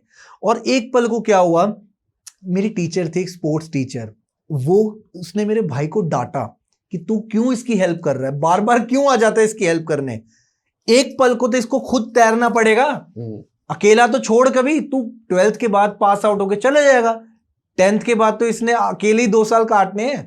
तब मेरे को चीजें रियलाइज हुई, हाँ शुभम, थोड़ी बहुत रिस्पॉन्सिबिलिटी लेनी पड़ेगी, सारा प्रेशर हम भाई पे नहीं डाल सकते। तो एक ये पर्सनल एक्सपीरियंस है जो मैं लोगों से बस ये शेयर करना चाह रहा हूं। आपसे मैं जानना चाहूंगा कि इस तरीके की जो सिचुएशन होती है भाई के प्रोटेक्टिव नेचर की, लेकिन कहीं ना कहीं हम ऐसे बहुत केसेस भी सुनते हैं कि जहां पर भाई बिल्कुल ही अलग हो गया, भाई फोन तक नहीं उठा रहा, भाई कह लीजिए उसको नहीं पता, शायद वो इतना मैनिपुलेट हो चुका है सोसाइटी के प्रेशर से। तो इस केस में कैसे हम कह सकते हैं कि भाई हमारे साथ खड़ा है? ऐसे अनगिनत केसेस हैं, यहाँ तक कि लोग अपने घर के जो मुद्दे होते हैं वो कोर्ट तक लेकर चले जाते हैं। तो उस केस में जब लीगल अथॉरिटीज इंटरफेयर करती हैं तो मामला तो वैसे ही खराब हो जाता है। देखिए, यहाँ पे ना मैंने शुरू में आपको एक चीज बोली थी, फादर के कैरेक्टर को अगर भाई से जोड़ देना तो कोई अतिशयोक्ति नहीं होगी इसमें। ठीक है, अब इसको मेरे को कनेक्ट करने के लिए ना थोड़ा आपको उस स्टोरी पे जाना पड़ेगा। प्लीज। एक बच्चा अपने पिताजी को बोलता है कि पापा आप हो तो बड़े बेरहम, आप हो तो बड़े बेदर्दी। कैसे? जब बचपन में चलते चलते मैं गिर जाया करता था, माँ मेरे को गोदी में उठा लेती थी और आप माँ से लेकर मेरे को दोबारा जमीन पर गिरा देते थे और ये कहते थे बेटा मजबूत बनो, बेटा मजबूत बनो। मेरा स्कूल का वो पहला दिन, अनगिनत बच्चों के बीच में मैं मासूम सा, घबराया हुआ सा, मैं इतना रोया कि 4 दिन तक मेरी आंखें लाल रही। आपने पूछना तो दूर, बस वही टेप रिकॉर्डर शुरू कर दिया, मजबूत बनो मजबूत बनो मजबूत बनो। भाई वाली बात, मजबूत बनो। मैं झूला झूलते झूलते जब गिर जाया करता था, मेरे पैरों में, घुटनों में चोट लग जाया करती थी। आप एक बार भी मेरी ओर निहारते तक नहीं थे कि चोट कैसी है। और वही अपना पुराना घिसा पिटा टेप रिकॉर्डर कि मजबूत बनो मजबूत बनो मजबूत दोनों। अब मेरी बात सुनो, बहुत सुन लिया मैंने आपका, मजबूत बनो मजबूत मजबूत बनो। अब मेरी सुनो, इस दुनिया में तब तक बने रहना जब तक मैं ना कहूं जाने के लिए, मुझे तब तक देखते रहना जब तक मैं आंखों के सामने दिखता रहूं। और हाँ, जब तक मैं सामने दिखता रहूं। और हाँ, आपको एक चीज बता दूं कि मैं इतना मजबूत कभी नहीं बन पाऊंगा कि मैं आपके बगैर जी पाऊं और आपके बगैर जी पाऊं। अगर छोटा भाई बड़े भाई को इस तरीके के कॉन्फिडेंस में ले ले कि भाई मेरे को इतना मजबूत नहीं बनना है, ये थॉट प्रोसेस कहाँ से आया? ठीक है, आपको समाज में जाना है, अकेले सब कुछ करना है, बट बड़ा भाई है वो सर, आपके बिना कहे भी करेगा। वो कौन सी टीचर है जिसने ये बात बोली है? बाय डिफॉल्ट जिसके कैरेक्टर के अंदर ही सेव मोड है अपने भाई के प्रति, तो वो तो करेंगे। इवन मैं आपको एक बात बताऊं, आप अपने भाई से हेल्प मांगना बंद कर दो, वो उसकी सेहत के लिए ठीक नहीं है। वो ये सोचना शुरू कर देगा, जो भाई मेरे को हफ्ते में 2 बार बुलाता था, भाई मेरी लड़ाई हो गई, आज वो एक बार भी फोन नहीं कर रहा, वो इतना बड़ा हो गया, अब वो सारे मैटर खुद संभाल लेता है। अरे नहीं भैया, ये उसकी डाइट है कि आप उसको फोन कर रहे हो। ये डाइट उसको जीवन दे रही है, उसको एनर्जी दे रही है, उसको रोटी सब्जी नहीं चाहिए, उसको आपकी कॉल चाहिए। भाई यार मैं मुसीबत में हूं, ये डाइट है उसकी, उसको वो डाइट दो। ये हम जितने जितने समझदार हो गए हैं ना, ये सारी समझदारी ने ही गैप पैदा की है कि ज्यादा भाई को नहीं बोला। अरे बोलो, बड़े भाई को छोड़ करते रहो, पिन कर। देखो चलिए, ये तो चलो एक तरफा हो गया। हम कितनी बार बड़े भाई को ये बोलते हैं, आज 15 दिन हो गए भाई, 8 डिनर मेरे घर पे है। और कितनी बार आप अपने घर में फैमिली को ये बोलते हो कि मेरे भाई की पसंद का खाना बनना चाहिए। टेस्ट तो छोड़ ही दिया ना हमने, बचपन छोड़ा है या टेस्ट छोड़ दिया? अरे बचपन ही छोड़ा है, टेस्ट को तो पकड़ के रखो।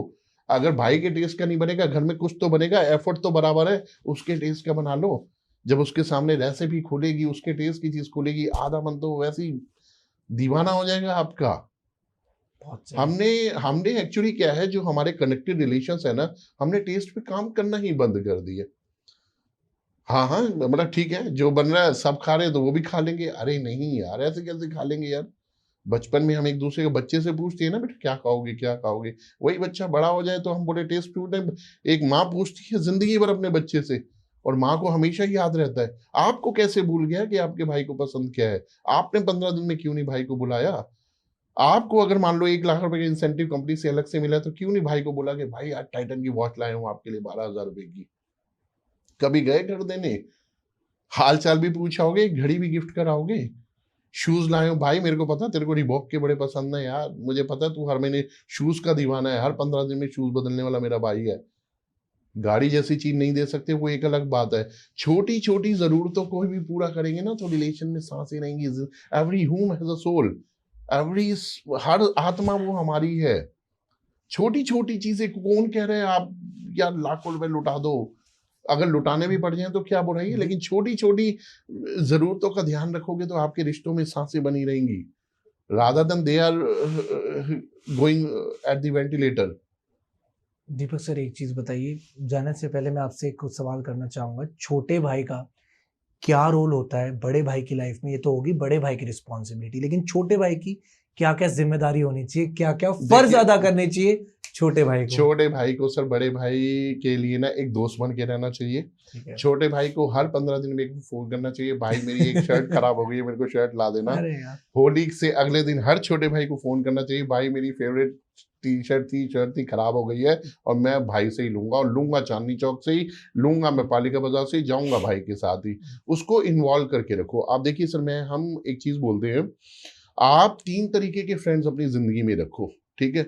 एक अपने से छोटे जो आपको एनर्जी फील कराते रहे, और भाई आज मूवी देखने चलते हैं, बिकॉज क्योंकि हमें मूवी देखने का टाइम भी नहीं है, बट वो आपको इन्वॉल्व करके रखेगा। एक अपने से बराबर के और एक अपने से बड़े। अपने से बड़े आपको सिखाते रहेंगे, सीखो, ऊपर वाले से सीखो, नीचे वालों को बताओ, ऊपर वालों से सीखो कैसे, नीचे वालों को बताओ ऐसे, और बीच में निभा लो रिश्ते। आप समझ रहे? क्या बात है, तो अपने बड़े छोटे भाई का तो ये फर्ज, छोटे बन के रहो। आप ये समझो भाई मेरा ना आज गाजर का हलवा खाने का मन है, और ये ऐसी ही एक्टिविटी होनी चाहिए। 8:45 हो रहे हैं, 9:15 शाम तेरे घर पे हूँ, दोनों भाई बैठ के खाएंगे, ठीक है? एक दिन आपका ऐसा फोन होना चाहिए, रसमलाई कराइए, बुक वो पैक कराइए, 9 बज रहे हैं, 9:30 में आपके घर दोनों भाई बैठ के खाएंगे। जो भाई तो the kind of love you are showing ना, वो सामने वाले को लगना चाहिए। देखिए, जब गैप आने का रीजन सिर्फ एटीट्यूड, पैसा, पद प्रतिष्ठा नहीं हो सकती, there lot of reason. And मैं आपको बता दूं सर, इन गैप को भरने के लिए बहुत ज्यादा पैसों की जरूरत भी नहीं है। आप शब्दों से मोबिलाइजेशन, आप सर एक स्क्रू के अंदर एक पाइप को डालना है, मोबिलाइज कर दो, आसानी से चला जाएगा। मोबिलाइज कर दो आप उसको, तो आप इस प्रोसेस पे जाए, देखिए भाई भाई का रिश्ता बना रहेगा। मैं कहता हूँ ये वो रिश्ते हैं जो ऊपर वाले ने अपने ग्रंथ में लिख के भेजे हैं, एंड हु यू आर, जो आप उसके ग्रंथ की लिखावट को भी मिटाने की कोशिश कर रहे हो। आज भी भाई है, कल भी भाई था और हमेशा रहेगा। और जिस दिन दुनिया में नहीं रहेगा ना, उस दिन आपको ये कहने में बड़ी तकलीफ होगी कि मेरा भाई दुनिया में नहीं रहा। बहुत ये तकलीफ होगी, उस तकलीफ से बचो। उस दिन आप बोलो कि जो मैं आपको एक एपिसोड बताता हूँ सर, मैं उम्मीद नहीं करता कि कभी आपने आईसीयू देखा हो, ठीक है, बट बहुत सारे लोगों ने देखा। आजकल तो सोशल मीडिया भी ये चीजें बड़ी आसानी से दिखा देता है, ठीक है? इंटेंसिव यूनिट केयर, अति दक्षता रूम, जहां पे अटेंशन की ज्यादा जरूरत है। इट मीन्स लोग जाने वाले हैं वहां पे। आईसीयू का मतलब बहुत कम लोग होते हैं, लकी लोग होते हैं जो बाहर आ जाए। तो उसमें कई लोग तो बेहोश होते हैं, इधर नली उधर नली, नाक में नली, यहाँ नली वहां नली, वो जाने वाले। कई लोगों की आंखें खुली होती हैं, एंड उनको पता होता है कि अब समय आ लिया है। तो उसमें एक मेरे बहुत क्लोज हैं, उन्होंने मेरे को बताया कि कहता मैंने उस व्यक्ति से बात करने की कोशिश की, और मैंने बोला कि आप रो क्यों रहे हो? कहता जिंदगी में जो मेरे को करना चाहिए था ना, वो तो मैंने किया नहीं, और जो मैंने किया ना, वो मुझे करना नहीं चाहिए था। कहता है क्या? बोल तो पा नहीं रहा था। उसके पास कुछ तस्वीरें थी, ऐसे हाथ था उसका, और हाथ के नीचे तस्वीर थी। उस तस्वीर में उसके क्लोज रिलेशन थे। कह रहा इनसे मुझे प्यार से बात करनी चाहिए थी, मैंने की नहीं, मैंने झगड़ा किया, सब कुछ किया, दुनिया जहान में लगा रहा, इनको अवॉइड किया, आज इन्हीं के लिए आंसू है आंख में। और कहता है और अब मैं कुछ कर भी नहीं सकता। क्षण भर सर, बहुत हर जगह नली टू टू टू टू पर हो रहा है, इधर वो उधर वो, सब खाली बस आंख, कॉन्शियस माइंड होता है सर। उसमें दो तरीके के होते हैं, एक तो जिनकी आंख ही बंद हो जाती है बट वो धड़कन चल रही होती है, ओके और एक होता है कि धड़कन भी चल रही है आंख भी खुली है। तो इन दोनों में टाइम फ्रेम होता है। तो जिसकी धड़कन आंख भी बंद है ना, वो आधे घंटे में निपट लेगा, और जिसकी आंख खुली है वो अभी घंटा भर चलेगा। लेकिन उस व्यक्ति को महसूस हो जाता है कि उसको उसका समय महसूस आ हो गया जाता है। है। तो आंख में जो आंसू होते हैं ना, वो अभी आपने पूछा ना कि छोटे भाई को क्या करना चाहिए, ठीक है, तो मतलब सीरियसली अगर आप अपने लिए पूछ रहे हो या आप अपने माध्यम से लोगों को बताना चाह रहे हो, तो मैं तो आपको ये बोलना चाह रहा हूँ, सबसे पहली कॉल अपने भाई को कर लेना और ये बोल देना कि मेरे को ये खाना है और ये खिलाना है, और भैया मेरे को शर्ट वर्ट आप ही ने दिलवानी है, मेरे को आपके टेस्ट के कपड़े अच्छे लगते हैं, ठीक है, और आपके भाई को क्या पसंद है, आपको क्या पसंद है, इन चीज़ों से कनेक्ट रहो। आप इन चीज़ों से कनेक्ट रहोगे तो जो लाइफ का आखिरी मोमेंट होगा ना आपका, वो बड़ा तसल्ली और हैप्पीनेस, जाना तो सभी नहीं है, तो दुनिया जब छोड़े ना तो अफसोस नहीं होना चाहिए। बहुत सारे लोग काश के साथ इस दुनिया को छोड़ते हैं। तो भाई की अहमियत को समझे, ये रिश्ता क्या है उसको समझे, जी कैसे निभाना है हम्म। उसको समझे, समय रहते इसको समझे। दुनियादारी में और इन सब चीजों में, बेतुकी बातों में कुछ नहीं रखा है, ठीक है। योर अगर आपका ड्रीम होम इम्पोर्टेंट है ना, तो जी आपके ड्रीम रिलेशंस भी इम्पोर्टेंट है। बिल्कुल जिस सही घर बिल्कुल को सही। आपने खरीदा है, जिस घर को आपने प्लान किया कि मेरा ड्रीम होम है, तो उसके अंदर जो रिलेशंस है वो बहुत इंपॉर्टेंट है, उसको निभाओ। और परफेक्ट मैंने आपको बड़े बहुत आसान से तरीके बताए हैं कि कैसे रिलेशन को मेंटेन कर सकते हैं। परफेक्ट सर और इनको परफेक्ट मेंटेन करने के लिए आपको बहुत ज्यादा फाइनेंस की जरूरत नहीं है, बहुत ज्यादा एब्सोल्युटली पैसे नहीं चाहिए। And definitely the way you have shared the things काफ़ी लोगों के दिल तक बातें छू गई होंगी, और हम लोग भी काफ़ी इमोशनल हो गए। बस कह लीजिए कि थोड़े से कठोर बने हैं हम, अपने आंसुओं को काबू में रखा है। लेकिन हाँ, जब दिल भर आता है तो कहीं ना कहीं चीज़ें फील होती है कि हाँ, वो पर्सन हमारे लिए कितना इम्पोर्टेंट है। अब चाहे वो हमारे पिता हो, चाहे हमारा भाई हो, दोनों का जो कैरेक्टर है एक ही जैसा है। बस आप लोगों को समझना है कि किसको किस वक्त पे इम्पोर्टेंस देनी है, लेकिन अपने साथ, अपने परिवार के साथ, अपने भाई के साथ वक्त बिताइए, वो बहुत ज़्यादा ज़रूरी है। क्योंकि जैसे दीपक सर ने अभी एक्सप्लेन करा, जाते हुए एक लाइव एग्जांपल उन्होंने शेयर करा, एक रियल लाइफ एक्सपीरियंस है वो, कि जिस व्यक्ति के साथ ये चीज़ें होती है, जब सब कुछ उसके हाथ से छूट जाता है, अगर तब आपको याद आई चीज़ें, तो क्या ही याद आई। तो इट्स बेटर कि जीते जी अपने अपनों को याद कर लीजिए और जानिए कैसे आपका भाई आपके लिए इतना कुछ करता है। थोड़ा सा वक्त बिताइए, बस हम यही कहना चाहेंगे इस पॉडकास्ट के जरिए। और मैं चाहूंगा कि दीपक सर ऐसे ही हमारे साथ आए, ऐसी ही काफी रिलेशंस पे जिस तरीके से वो एग्जांपल्स के थ्रू चीजों को समझाते हैं, आई डोंट थिंक ये चीजें किसी और पॉडकास्ट में देखने को मिलती हैं। हमारी कोशिश हमेशा यही रहती है कि हम कुछ नया आप लोगों के सामने लेकर आते रहे। और अगर आप लोगों को ऐसे ही पॉडकास्ट देखने हैं, फैमिली से रिलेटेड कह लीजिए, क्योंकि एक घर तभी बनता है जब उसमें परिवार में रहने वाले सदस्य हो, वरना वो घर घर नहीं होता। तो जाने से पहले बस मैं इतना कहूंगा कि अगर आप लोग और पॉडकास्ट देखना चाह रहे हैं, कमेंट कीजिए, लाइक कीजिए, सब्सक्राइब कीजिए एंड अपना वैल्यूएबल फीडबैक जरूर दीजिए। मिलते हैं आपसे एक ऐसे ही अमेजिंग पॉडकास्ट में, एक ऐसे ही थॉट प्रोवोकिंग टॉपिक के साथ, एक ऐसे ही अमेजिंग गेस्ट के साथ। This is Shubhi signing off from our podcast. Thank you so much, everyone. And again, thank you so much, Deepak Madan sir. Thank you so much. Thank sir. you so much for providing such educational and valuable Thank you. podcast. Thank you so much, sir. Thank you. Thank you.